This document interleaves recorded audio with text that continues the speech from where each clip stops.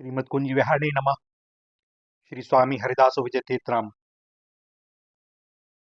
भैया, ब्रज में ये जो गिरिराज जी है ना, साक्षात वे ही हैं। और यही कारण है कि लाखों लोगों की आस्था उनसे जुड़ी हुई है।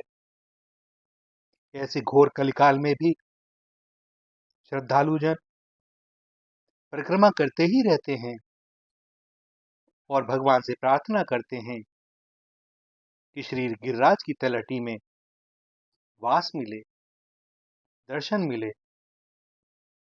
तो अब इनकी महिमा कैसे कही जाए, कोई कुछ बोल नहीं सकता। यह तो अनुभव की बात है।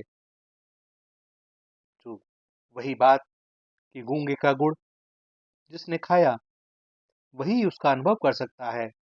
कितना मीठा है, वह मीठा किस प्रकार का है, कैसे बताए। एक बार एक श्रद्धालु ने इस दास से गिरिराज जी के बारे में पूछा था। आज पुनः स्मरण हुआ था है और उन्होंने ही बताया उन्हें, इस दास को माध्यम बनाकर। बात उनकी ही थी, वे ही बता सकते हैं। श्री राधा कुंड में और मानसी गंगा में स्नान किया जा सके तो उत्तम, अन्यथा पवित्र भाव से आचमन लेकर अपनी देह पर उसके छींटे डाल लेने चाहिए। राधा कुंड और श्याम कुंड दो होने पर भी युगल कुंड ही है। सो राधा कुंड का ही स्नान दोनों कुंडों का स्नान है। एक बात अवश्य स्मरण रखनी चाहिए कि इन दोनों ही कुंडों पर सफाई के अभाव में सीढ़ियों पर काफी काई जमा हो जाती है और प्रतिपल फिसलने का भय रहता है। साथ ही यह दोनों कुंड अत्यधिक गहरे हैं, सो स्नान के समय विशेष सावधानी बरतनी चाहिए। कुंड की सीढ़ी पर बैठकर ही किसी पात्र से जल लेकर अपने ऊपर डालकर स्नान कर लें तो वह उचित रहेगा। श्री गिरिराज जी की परिक्रमा का विशेष महत्व है। दास का ऐसा विश्वास है कि यदि कोई श्री गिरिराज तलहटी में निवास कर 108 दिन तक नित्य परिक्रमा करे तो वे अपने भक्त को दृष्टि प्रदान कर देते हैं और वह इन्हीं चर्म चक्षुओं से उनका नयनाभिराम दर्शन प्राप्त कर लेता है।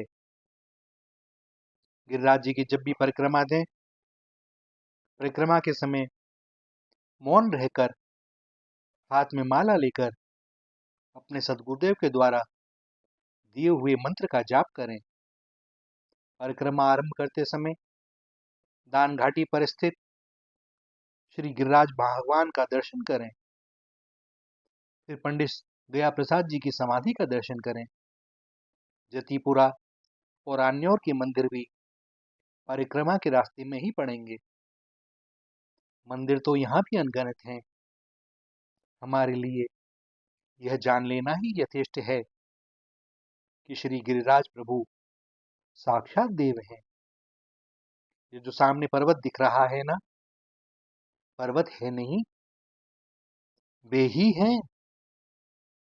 भगवत कृपा से संत दर्शन होते हैं और संत कृपा से भगवत दर्शन होता है।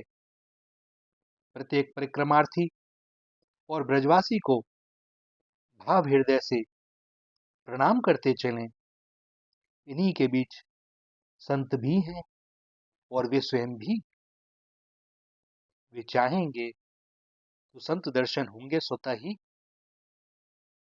यह भाव सदैव हृदय में रहना चाहिए कि मेरे अतिरिक्त सब संत ही हैं और भगवान की इस अहेतु की कृपा से अभिभूत रहें। हृदय से उनसे प्रार्थना करें तो निश्चय ही अभीप्सित की प्राप्ति होगी। श्री राधा, श्री राधा, श्री राधा।